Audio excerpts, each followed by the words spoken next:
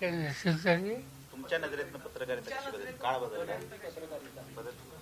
तुम्ही एवढ्या वर्ष पत्रकारिता होती, आता कशी पत्रकारिता तंत्रज्ञान? साहजिकच आहे. आता टेक्नॉलॉजी या सगळ्या क्षेत्रामध्ये प्रचंड काम करते. सुधारणा आहे, क्वालिटी आहे, त्याच्यामध्ये तुमच्या स्पर्धाही दिसते. कोणता अंक वाचावा आता प्रत्येकाच्या अगदी निवडी असतात. आता मी सांगणं गैरसमज करू नका. आता मी दिल्लीमध्ये जे असतो, पार्लमेंटच्या सेशनमध्ये राहतो. पहिला अंक मी जो सकाळी वाचतो तो मी इंडियन एक्सप्रेस वाचतो आणि नंतर इतर अंक वाचतो. महाराष्ट्राच्या वेळी मी येतो तो पहिला अंक मी लोकसत्ता वाचतो आणि त्याच्यानंतर मग सकाळ आमचे पुण्यनगरी किंवा तत्सम सगळे महाराष्ट्र सगळे. एक काळ असा होता की वृत्तांतपत्र वाचायचं म्हणजे त्यानंतर नुसतं वृत्तपत्र नाही की त्याच्यात अग्रलेख कोणाचा याच्यावर वृत्तांतपत्र आमचं लक्ष असायचं.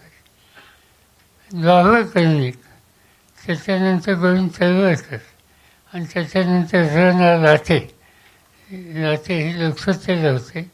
जी हे महाराष्ट्राची सुरुवात त्यावेळी झाली होती आणि त्यानंतरच्या काळामध्ये गोविंदराव होते. या सगळ्यांचं म्हणजे बातमीपेक्षा आजचा अग्रलेख काय याच्यावर आम्हाला लोकांचं जास्त लक्ष असेल. आणि त्याच काळात आणखीन एक संपादक होते, त्यांचं नाव फा.वा. गाडगीळ. फा.वा. गाडगीळ यांची सुद्धा अग्रलेख आणि महाराष्ट्रामध्ये पुण्यामध्ये आल्याच्या नंतर प्रभातमध्ये वारा कोठाऱ्यांचे अग्रलेख हे सुद्धा वाचनीय अशा प्रकारचे अग्रलेख असायचे. त्यामुळे वृत्तपत्राकडे बघत असताना माझा सुरुवातीचा दृष्टिकोन त्याचे संपादक आणि त्यांचे लिखाण आणि आज गोविंदरावनी काय लिहिलं आहे, जीवींनी आज काय लिहिलं आहे, एखादी घटना देशामध्ये घडली तर त्याचं औत्सुक्य असायचं. हल्ली माफ करा, संपादकांची फारशी ओळख नाही. म्हणजे एक दिवशी मी प्रवासात होतो आणि माझ्या शेजारी गृहस्थ बसले होते. त्यांना मी सहजच विचारलं, आपण काय करता? त्यांनी सांगितलं टाईम्समध्ये मी आहे. म्हणजे टाईम्सचे अमुक अमुक संपादक नाही. मी तो विभाग मी बघत नाही. मी संपादक आहे पण माझा विभाग वेगळा आहे. आता संपादक म्हणजे आमच्या डोक्यात एडिटोरियल वगैरे हे सगळं वेगळं आहे. पण आता मोठ्या वृत्तांतपत्रात एकापेक्षा अधिक संपादक आणि त्यांचे वेगवेगळे विभाग हे काय आमच्या डोक्यात फारसं शिरत नाही. मी याबाबतीत थोडं अवगत झालेलं आहोत. पण हा बदल हा ठिकठिकाणी बघायला मिळतो आहे. ही गोष्ट आजची वस्तुस्थिती आहे.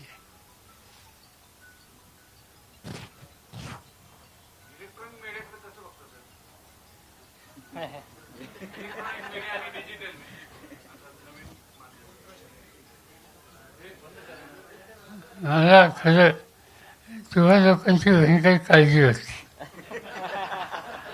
त्याला 2-3 कारणं. असं मी दिल्लीमध्ये असतो त्यावेळेला एक दिल्लीच्या हवाचे थंडीच्या दिवसात प्रचंड थंडी, उन्हाळ्याच्या दिवसात प्रचंड उन्हाळा.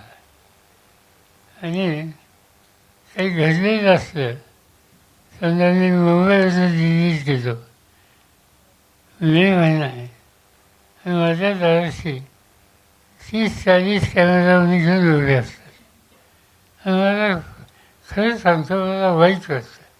त्या उन्हामध्ये तासनतास बिचारे उभे असतात.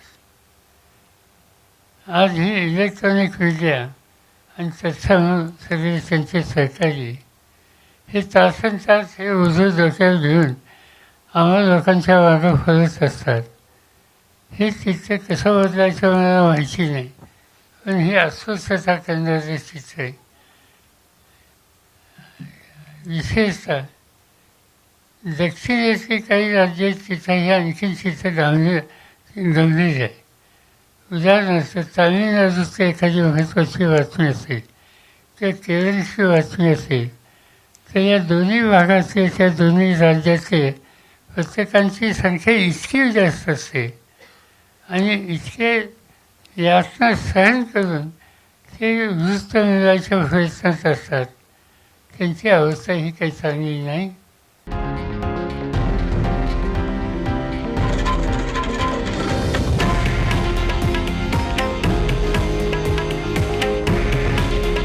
हे आहे देशातील नंबर 1 न्यूज नेटवर्क आणि आपण पाहत आहात TV9 मराठी.